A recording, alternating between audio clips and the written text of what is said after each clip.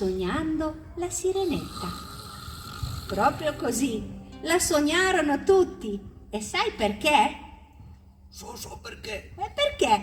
Perché mangiò quel pesce incantato. Sì, è vero, il pesce era incantato.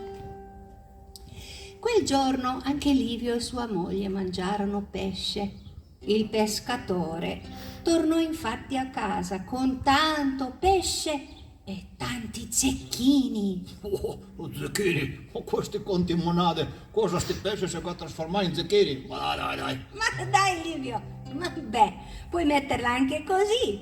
In realtà lo aveva venduto. Ecco perché tutti quegli zecchini.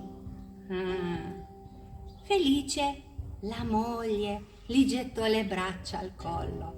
Oh, caro, quanti zecchini!